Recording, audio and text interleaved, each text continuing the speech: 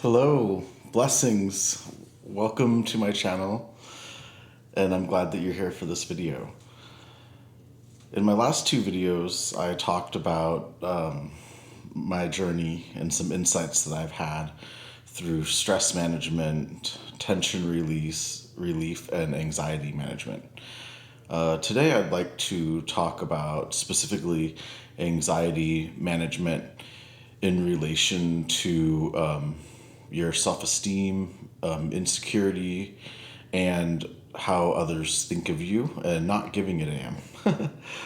So, again, my name is Angelo Ferriante, and I'm starting a series of videos soon all about how I became a health and wellness coach, a life coach, and how I've been doing that for the past 3 years and finding great joy helping others.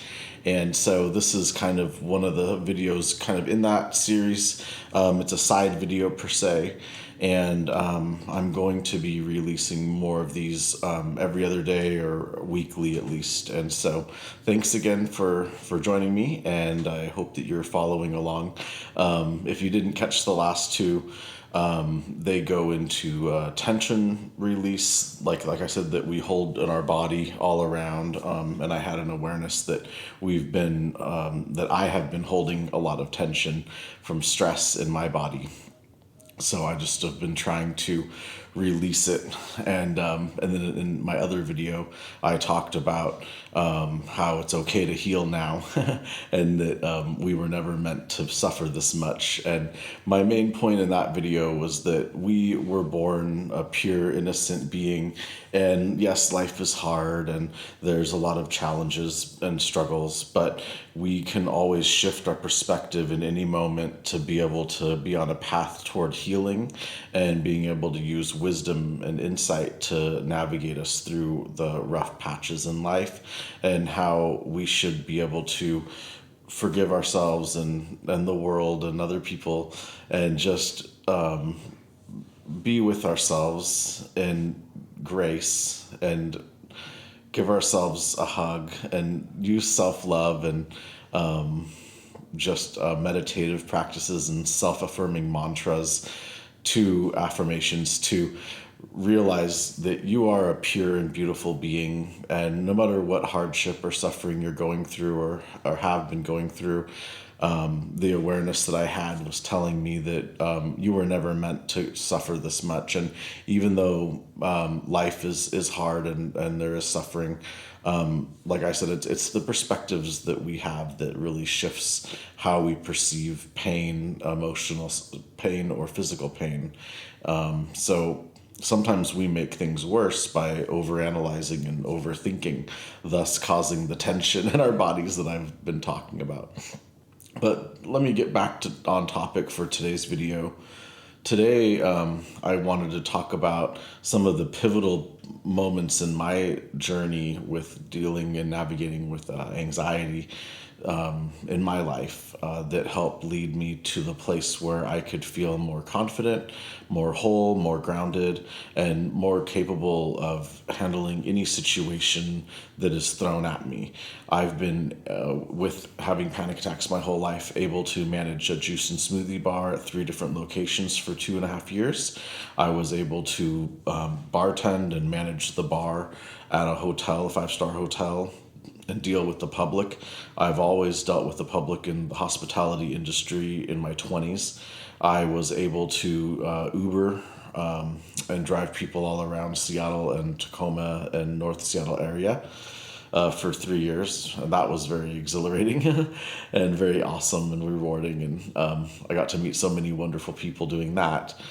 And then also I did door-to-door sales for a while, selling newspaper subscriptions when I was in between jobs, and that was not very lucrative, but it was great for getting me out there and exposure therapy and seeing like what I could handle. But yeah, so But yeah, I guess like what I wanted to touch on today are some of those pivotal moments, and I think one of the ones that I can really recall where I felt more empowered was actually in my early 30s. Because in my 20s, I was drinking too much, and I actually don't drink anymore. I'm 8 years sober, and I love that. And I'm also helping people with recovery right now on the Fellow app.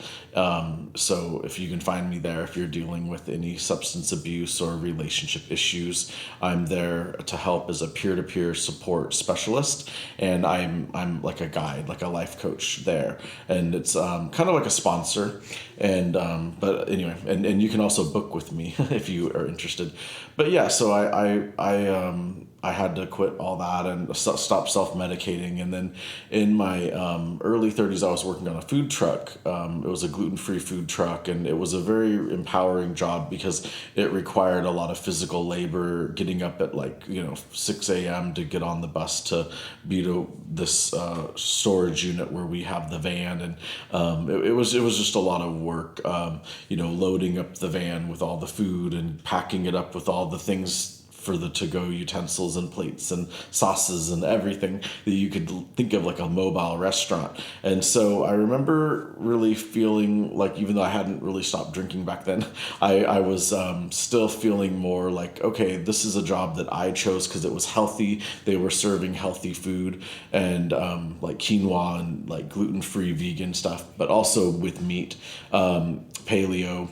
But yeah, it was something that I chose because it was in alignment with, I kind of had a deeper insight, even though I was still self-medicating, that I wanted to get out of hospitality, or if I was going to stay in hospitality, it had to be in alignment with the health that I was more interested in, and the healthy lifestyle that I was interested in. So just making sure this is recording.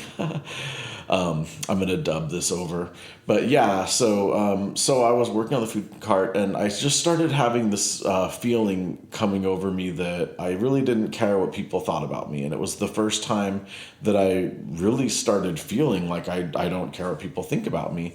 And I mean, not in a way that I didn't, have good hygiene or, care about certain things like that. But when it came to just like all the insecurities that I'd been holding on to, I really started realizing I could let all that go and it doesn't really matter. And I'd always heard, what people think, and I'd always heard people tell me, oh, it doesn't matter what people think. But for me, for somebody was a loner and had anxiety and didn't really like hanging out with other kids at recess and stuff, it really was hard for me in my 20s, feeling like I don't know, after always growing up feeling like I was an outsider, then moving to a bigger city of Seattle from a smaller town in Eastern Washington, it felt slightly overwhelming. And I tried to like blossom and let my social butterfly come out. And I was able to really, thrive in social settings to some extent. But then I started drinking too much. And so I kind of like, had this like side of me that loved going out and having fun. But sometimes I would feel like I had to have a couple drinks to be able to really take the edge off. Otherwise, I was kind of too anxious, not enjoying myself. So, long story short, I guess I'm getting at that I've always, had the self-medicating and stuff, but I really just stopped caring what people thought about me then on the food truck and in my early 30s. And it was really nice because like I was saying, I was insecure in my 20s, and and I was able to still and make a lot of friends and have fun. But sometimes when you have anxiety, you don't really want to go out and do stuff, and maybe you don't always have the right kind of friends too, because people know that you're a nice person, and so sometimes you get pushed around, or you attract kind of weird people. And so I'm not to say that all my friends were bad for me, but some of them maybe didn't have my best interest in mind or were selfish or whatever. But yeah, I mean, it's all just like sowing your wild oats, I guess. But yeah, and so then after that phase of my life, that I went through a major spiritual awakening. I stopped working that job for a while to work a work from home job as a telemarketer. And I didn't really want to do telemarketing. It was more like answering calls that were coming in, and but yet you were still trying to like help people. And I don't really want to get into the what the job was, but it just wasn't really matching and aligning with who I was as a person.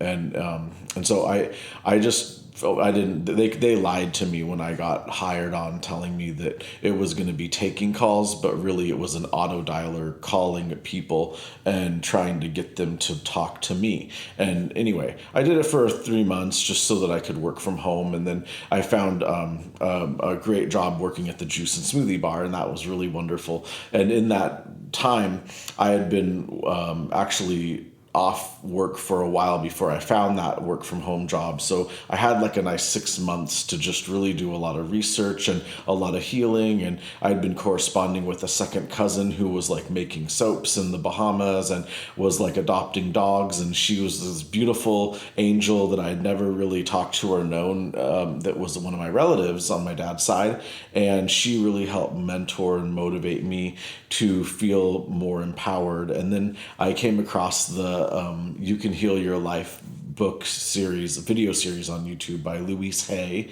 And that one really helped me feel more whole and grounded, and like, I could love myself again. And I just felt like completely healed. And, it was amazing after doing that and saying I love myself in the mirror all this times, and just really healing, and forgiving myself for beating myself up for drinking too much, and beating myself up for having anxiety and all this stuff. And so I went through these amazing transformations, and then I really found who I was and my calling, and that I knew I wanted to spread joy and love and positivity out into the world. I know it sounds so cliche and woo woo, but I just really was on cloud nine, and I still am. And I just see the world in a new light. But back then it was so fresh, and the world just seemed so full of possibilities, and it still does, but it was just like so crystal clear. Everything just was like so beautiful. Everything, you know what it's like after you have your awakening. And so you're just like, oh, you see other people, not like you're judging them, but you would see someone smoking a cigarette, or you'd see somebody doing something hurtful to themselves, and you're like, I can't believe people still live in this world, because I'm living in this other world where I see the nature all around me, and I see beauty, and I'm at one with everything. And yeah, I mean, I still probably had some toxic behaviors too, and I'm not perfect now either. But I back then I wasn't judging, but it was more just like, wow, like I hope that everyone's happy like me and can see that there's this love abundant everywhere, and there's this beauty abundant everywhere. And I like to call it the art of living now. And just in the beingness of life, and being here now in this moment. And it's beautiful. And so I was able to like ride this wave of joy and love and bliss, and share this with the world. And I was promoted to assistant manager of the store, the juice bar that I founded on Google Maps. I was like, I really want to work at a place that is in alignment with and I was like, oh, a juice bar with my new calling in life. And I was like, a juice bar would be perfect, because it's like a wellness center. I wanted to open a wellness center, and I thought if I could open a wellness center talking about herbal medicine with people, because I was studying, and I still am studying herbal medicine, I thought that would be fun to have like a group of practitioners working in a small holistic wellness center of maybe 5 practitioners or something, and maybe have a tiny little restaurant or something, I thought, or a little cafe, in the wellness center, with like a little juice bar and like some little snacks and stuff, and maybe even a bar. Like it could be a really luxury, fancy, bougie, but yet also organic and natural, where you have like a handcrafted cocktail made with fresh squeezed juices and maybe some special herbs or something. I don't know. I mean, it was just an idea. But anyway, so I then went on to work at the juice bar, and I loved it. And then I realized, I never would really want to have a juice bar in the lobby of my wellness center if I opened one. But anyway, and so I because it was so much work, maybe just get the juices pressed and sell them out of a. But anyway, now I'm on another path. But this was then, and now I get to operate a wellness center from my home, helping people, and I love that. But yeah, I guess back to that, and so I was able to, like, help spread so much joy, and I had a cult following of people that loved me at every location, especially in the Bellevue 2 locations that I worked at. I just had people that were just like, "Are you always this happy?" And I'm like, "Yeah, I really am." And some people thought it was fake or something, and I'm like, "No, I just really am happy to be here. I'm happy, and I guess I realized that a lot of people aren't in that place, and I gradually, had some things blow me out of that place, but then I got back to it, and I even had some people that were messing with me, that I had worked with. That was some political stuff going on. Some girl didn't like me, and so that I worked with, and she was undermining me. And one of her friends who also worked for the company said, "Well, you sure are resilient." And it was funny because they were trying to beat me down, and it didn't work. I actually ended up working somewhere else and spreading my joy and love there. After that was for 3 years, and I have no regrets. It was wonderful, but after managing and then having this drama, I was like, I don't need this drama with people. And so that was another example of where I was able to gain the confidence to do something and not just stick around at a job. Maybe my anxiety in the past would have hindered me from doing that. So I made that choice to go. But anyway, so then the next one that I was at was really where I felt just free to, I felt free then, but I felt even more free to just accept who I was in this next year of my life. And so I ended up working at the deli of a New Seasons grocery store. It was like a Whole Foods, and they're real popular in Oregon. And so I was working there, and I was one time in the back, and I was like getting things, and I was working in the deli and produce toward the end. And I just had this awareness come over me in the back stock areas that, all of the insecurities that I've had in my life about myself really don't matter, because I'm in the place that I need to be on my journey right now. And working at a grocery store, it's like working in a high school. So sometimes there would be people that acted like they were cool or they're better than you.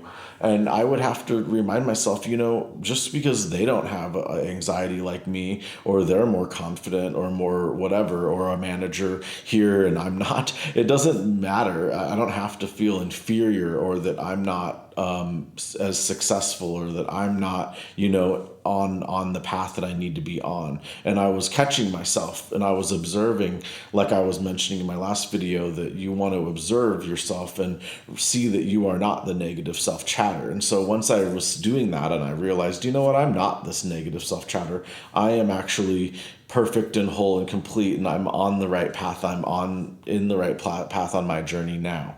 And that really was a pivotal moment in my life, where I realized that, no matter who's around me, no matter what's going on, whatever competition I feel is around me, it doesn't matter, because I'm in the right place. And even if somebody is picking on you or whatever, I see it now as, well, it's too bad that they're in a place in their life where they felt the need to go that low. And it obviously doesn't hurt you anymore when you see it from that perspective. It doesn't hurt me, because I see where they are, and it's like, oh, actually you feel too bad. It's like you feel pity, and you're like, oh, it's too bad that they're in that place. And so I've had to learn to be a love warrior, and to be strong enough to just smile and look the other way. Like, I got made fun of once for doing a couple last minute Christmas shopping by a manager there once, and it was like, and he goes, "You're getting your Christmas gifts here?" And I was like, a couple of them, because they had some really cute stuffed animals and stuff at the front. And it's like, when you get harassed by somebody treating you like you're crazy, it really just shows you where they are, because they're in a place where they felt the need to put you down. So that is unfortunate. So So that was another example, and so I've been able to just let things roll off my shoulders and not matter, because I see that it's really them, not me. And so but it's hard to get to that point, but I finally got there after just giving myself permission to simply be and be who I am, where I'm at on this journey, and that's what really mattered. And so and when once I had the confidence to trust in that, I was able to then quit that job after I started leasing a car to do Uber. And that was kind of a nightmare because of the lease payments, but it was still a wonderful opportunity that forced me into, driving around to pay the lease payments, and got to meet a lot of wonderful people, and have some wonderful memories and experiences meeting people from around the world doing Uber for 3 years. And that was wonderful. So yeah, I guess so. Then that leads me onto that experience where that was really challenging. So imagine someone with panic attacks and anxiety driving strangers around. And so sometimes I would drive with like sandals on, like open toe, and I know that's not the safest, but I would have to let my feet air out so that I could, handle it. But I figured out ways to do things in a safe way that, like have a little bit of AC going on low, and drinking water, and just things that helped me feel calm when I was having anxiety. And what I noticed is with that, a lot of times I would be having a panic attack, like leaving my house, getting in the car, going to their house and stuff. But then once they get in the car, they're usually really nice, and you end up having a great conversation, and the anxiety would just go away. And so once that happened over and over again, you kind of just wouldn't have anxiety anymore, or you would have a little bit of anxiety, but it would just kind of stay kind of mild, and it wouldn't be a full-on panic attack. You might feel a little bit sweaty, but and for me, I've always had panic attacks, so it's kind of like they're not like something that makes me go crazy. They're just something that I would suppress, and I would feel gross and sweaty and just keep it inside, and most people would never even know I was having one. And so, but I've since learned to kind of live a life where I'm not always having the panic attacks, and living in a state where I have to suppress it. And I started getting this vertigo and dizziness on top of anxiety, so I haven't been able to really have a handle on some of the anxiety recently. And I mean, I don't have the really strong panic now, but I think it's kind of morphed into dizziness. And so right when I thought that I had it all figured out, and I'm like, okay, my anxiety is not that bad, I was doing security at concerts after a surgery, fast forwarding through the pandemic here. Because after Ubering, I had a couple more jobs that were not really worth mentioning. And then the pandemic really kind of made my anxiety bad, because, wearing masks outside, I couldn't breathe and felt warm. And so that was really not fun, going shopping and doing things out in public and going to doctor's appointments with the masks on. So it really has kind of dented my ability a little bit, the pandemic, I'm not back to where I was. So I'm trying to, get back out and get exposure therapy, because it was so nice for someone like me with anxiety and a loner to just want to stay home during the pandemic. And now it's like, going out and doing things has been hard. But I was doing things, like I said, doing the concerts. I was doing security for concerts, and it was really fun. And then started getting dizzy at one of the concerts and had to leave. And ever since then, for like 3 years, I've been having vertigo and dizziness, and I'm not sure what happened. And maybe my ears got too much, loud music or something. But anyway, I've had to go to physical therapy for it, and talk therapy for the vertigo and dizziness, because I fainted. But besides that, I felt like I had really had a handle on the anxiety. But until then, when I started getting the dizziness come in, it's like, wow, what's going on? And then it really causes more anxiety, and then it kind of feeds on itself, and it's hard to really go do anything when you're feeling nervous about falling again. So but I'm out of that now, and I can go and do things. And the last couple of months, I've been feeling less dizzy, but I kind of skipped ahead really fast. I guess I wanted to mention, so after doing the Ubering, I think during the pandemic, I really had some major awarenesses and awakenings too.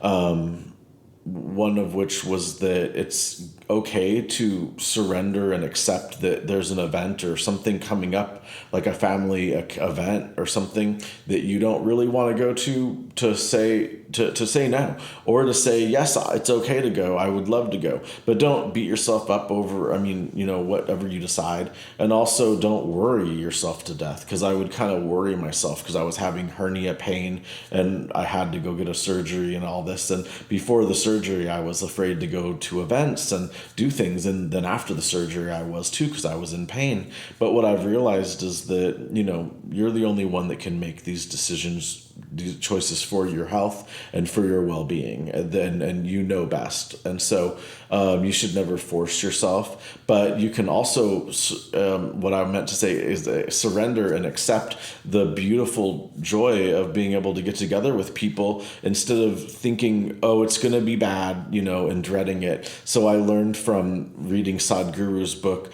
and was reminded of some deep insights that I had already had, and then learned a lot of new ones in his book Inner Engineering over the pandemic, that you can say yes. And like Eckhart Tolle says too, just say yes to life. And it's not, everything's going to be fine. Just say yes. Even but you don't have to. You can say no.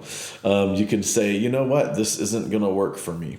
But I think sometimes just saying yes to love, I think that's something that we should, maybe use as a put on your vision board this year. Say yes to love.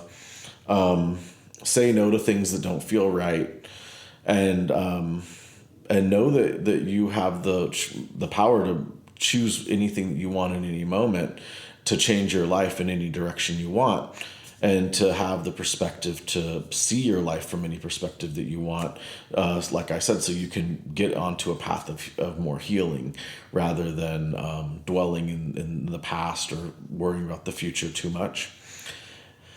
And another insight that I had over the pandemic was that sometimes when you're in pain, a lot of times it's emotional, and you're storing a lot of trauma in your body. And after talk therapy for the dizziness, I actually went to talk therapy for my dizziness because my doctor recommended it just as an outlet in a conjunction with physical therapy, and it really helped. I mean, it did hurt sometimes to talk because I have had the surgery 2.5 years now, but I still have pain, and sometimes it hurts to talk to people. But after talk therapy, even though talking with her kind of hurt, when I would talk to my clients, I would stop having pain as a life guide, and so as a guide. And so so it's been really nice, after talk therapy, that I'm not in as much pain. So I realized, well, I've really been holding on to a lot of pain. And I realized when I was talking to some of my clients as a life coach and as a life guide and as a fellow, that I was holding my body maybe a little tight in that area. Or I was also storing some trauma, and talking with my therapist probably helped release some of that. So I highly advise, everyone to go talk to someone about what's on your mind. You can find me on Life Guides or Fellow, or on my website, which I'll link below. And there's a bunch of people on Life Guides like me that are wonderful guides that would love to talk with you and, help you navigate challenges. And also with the app Fellow, they're new, and they have 4 topics: parenting, relationships, alcohol, and drug topics. So those ones, that's a really cool app as well. And Life Guides is a website you can log on, and there's a paywall there now. But yeah, I really love working for those companies, and I'm building my website. My website's already up, but I'm building my business up now, and I'm already accepting new clients. And so you can always schedule a free discovery call with me on my website on the Calendly link. So you can just go to the Calendly link and find a day and a time that works best for you. And I'd love to have a one-on-one free one. And then if you think we're a good match, then we can always do a one-on-one session. And so that would be, after our discovery call. But yeah, I guess I want to wrap it up here. But my main key points are that, don't care what people think about you, and remember that you need to give yourself the love that your inner child has been asking for. So it's doesn't hurt to go talk to someone and to just spill your guts out to someone and talk about what's going on. And sometimes that can really help. Also, know that you have the power in each moment to decide what you want in your life. And that's how I got to this point. I went to school and went online and got a lot of certificates, but I didn't need them to be a life coach. Actually, I was able to, those are just benefiting me on top of my ability to just connect with people. That's all you need to be a life coach, is to be able to connect with people and talk with people. And so and to be empathetic and to listen. And so mainly listening.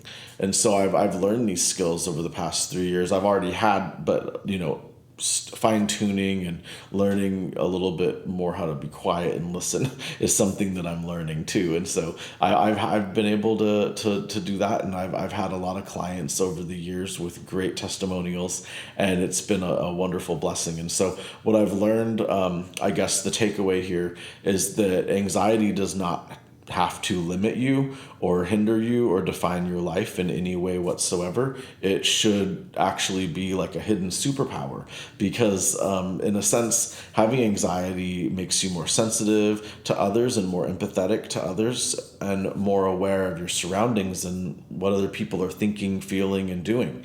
And so in a sense, you're a protector. You're a protector of the community around you. I once read that actually people with anxiety are a benefit to smaller groups of people who live in, like, out in the hunter-gatherer societies and ancient societies that were smaller, or even smaller villages today, smaller civilizations that are even modern. The people who are more anxious are more hypervigilant and are more on high alert. And so in a sense, you are safety net, but an asset. But also, it gives you a superpower in the sense that you've been able to live your life on this other state of a level of a little bit more stress, a little more anxiety that most people haven't been able to handle. So when you can transmute that into something, and that energy that you've been having that's maybe yucky or like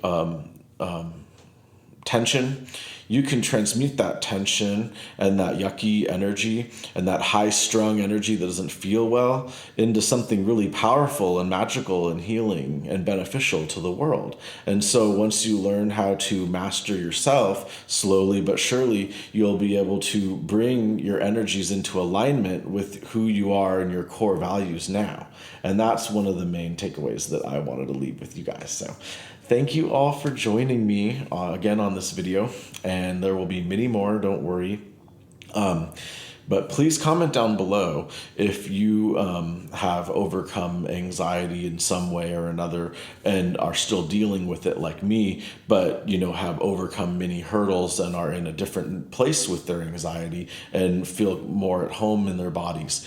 Or are you still, kind of navigating, and not to say that I don't ever have bad patches too, but yeah, where are you at on your journey? I'd love to know. And what's been helping you when you kind of feel a little bit out of whack and having anxiety kind of hit you on top of the head and you don't know what to do. Let me know what you do in those moments to calm down. I've been doing like a 5 to 10 minute meditation in the morning, and that really helps, even up to an hour. If after you go to the bathroom, wake up, go back into your room, sit by the bed, maybe meditate on the ground or in a chair, put your legs up on the bed, get back in bed, try not to fall asleep, wherever is comfortable for you, on the couch. But get back in that happy, quiet place for a while and set some intentions for the day. And just know that having that space in the morning, I think, really allows you to have a clear head and a clean slate for the day. And it's allowed me to feel a little bit more like every day is not the same. It's like, oh, okay, I've created some space for my day for it to kind of maybe unfold in some new avenues or paths that I hadn't, imagined yet. But when we just go right into the actions of the day repeatedly without any pause beforehand, sometimes we end up just kind of feeling like we're on a Groundhog Day treadmill marathon. So I like to kind of shake it up a little bit, or I'll go outside and do a little sun meditation right when I wake up and get that sun on me, do some stretching, take a little walk, and then, eat breakfast and have my coffee then. But yeah, well, I'd love to see you guys in a discovery call if you want to book one. My link's down below, and I hope to see you guys on a call soon. And I'll see you guys in the next video. Blessings, my lovelies. Thank you. Bye.